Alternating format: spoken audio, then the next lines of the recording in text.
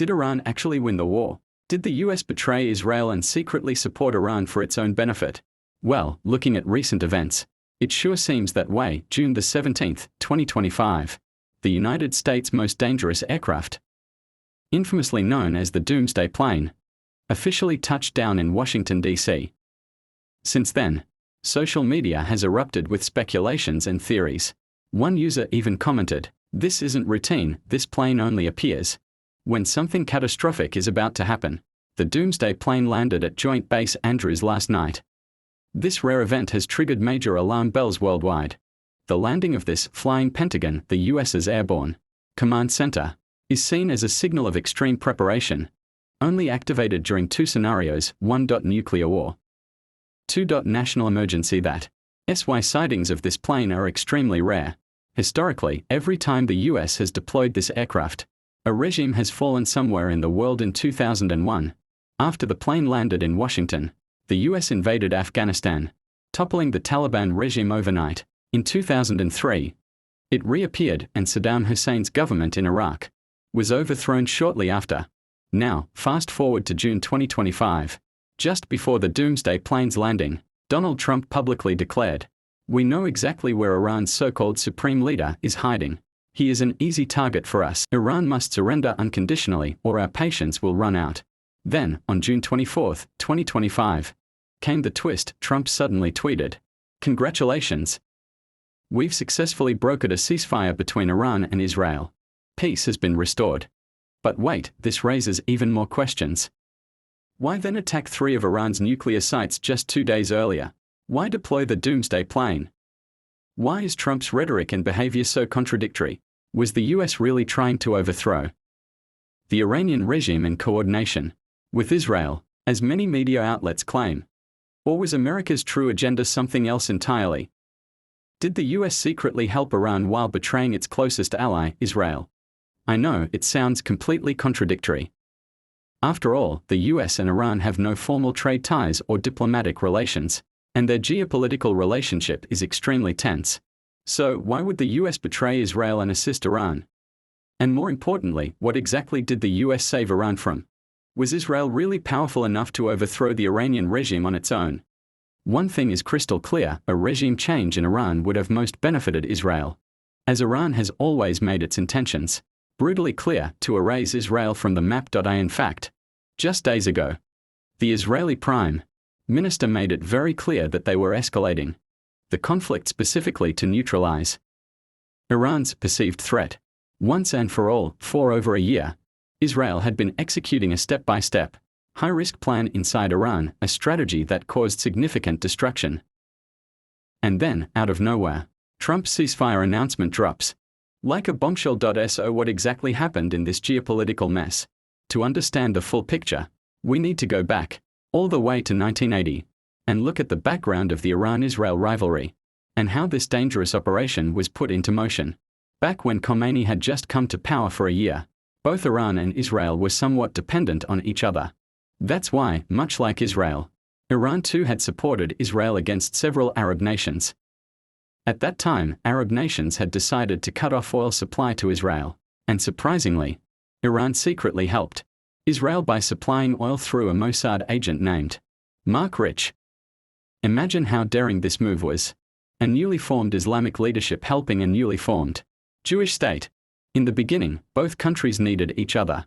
For Iran, the top priority was to win the war against Iraq and maintain internal stability after the Islamic Revolution, not to open a new war front against Israel.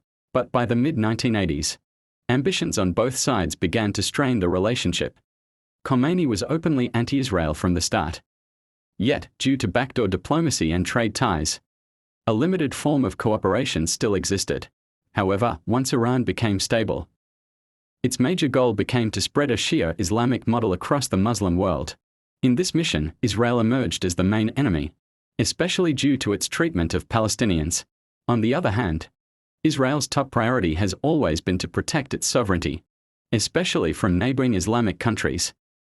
Remember, Israel is geographically smaller than the Indian state of Manipur and is surrounded by 4 Muslim countries, so both nations became obsessed with achieving their own ambitions, which eventually led to cracks in their relationship. But the biggest turning point came in the late 1990s when Iran launched Operation Ahmad, whose sole purpose was to develop 5 nuclear bombs. Israel's stance on this has always been crystal clear. They do not want any Islamic regime, especially one as militant as Iran, to acquire nuclear weapon technology. The mission we have is to prevent militant Islamic regimes from getting nuclear weapons, and to prevent nuclear weapons from getting to militant Islamic regimes. The first example is Iran. The second is Pakistan. And that's why, on October 7, 2023, when Hamas terrorists infiltrated Israel and kidnapped 250 people while launching a brutal attack, Israel made up its mind. The only way to end this long-standing conflict is through regime change in Iran. By the way, everything I've discussed has verified references and links in the description below. So if you want to research on your own, feel free to do so through both my channels, Gates Fly Science and Gareth Thoko. My mission is to develop a scientific mindset among Indians and bring grassroots level change in India. We are now expanding our team and looking for like-minded warriors. We are currently hiring science and geopolitical writers, creative motion graphic artists, social media interns. This is a work from office opportunity in Mumbai. And all details are in the description below. Let's create an impact together. Now coming back to our main topic, before understanding how exactly Israel is executing its strategy, let's take a look at this issue from India's perspective. As of today, both Iran and Israel are close allies of India. Everyone already knows about Israel, but Iran, too, has taken a major step by leasing Chabahar port to India just last year. That port is now a major strategic asset in countering Pakistan and China. India's strategic stance on Iran-Israel conflict and Iran's power structure explained. India has one of the most strategic positions when it comes to global geopolitics. Despite being a Muslim-majority country, Iran has always maintained a neutral stance on the Kashmir issue, which is why its relationship with India has remained relatively stable. Also, Indian Muslims share certain emotional and cultural ties with Iran. This is one of the reasons why, even in the ongoing war, India is maintaining a completely neutral position and urging both Israel and Iran to resolve their issues peacefully and diplomatically. After all, in the world of geopolitics, no relationship is black and white. Decisions are made solely in a nation's national interest. That's also how Israel justifies its sudden attacks on Iran. But remember, these weren't random attacks. As I mentioned, this planning had been going on for years. Now take a look at this pyramid. This is Iran's power structure. And at the very top lies the most important element, its political system. The Islamic Republic of Iran has a unique political model that blends democracy with theocracy. While the country does hold general elections for choosing the president and parliament, all real authority lies with the supreme leader. As per the Iranian constitution, this means the supreme leader's decision is final in all matters, from the media to the judiciary. Since 1979, only 2 people have ever held the position of supreme leader, which in Iran is called Ayatollah. So Ayatollah is not a name, but a title. 1. Ayatollah Ruhollah Khomeini, first supreme leader. 2. Ayatollah Ali Khamenei, current supreme leader. Beneath the supreme leader, the next major component of Iran's power structure is the Islamic Revolutionary Guard Corps, IRGC. Think of the IRGC as the supreme leader's personal army, completely separate from Iran's regular armed forces. In fact, IRGC soldiers earn double the salary compared to the regular military. Their main job is to protect the regime of the supreme leader at all costs, both nationally and internationally.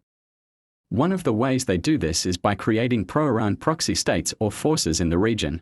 To carry out this objective, like करें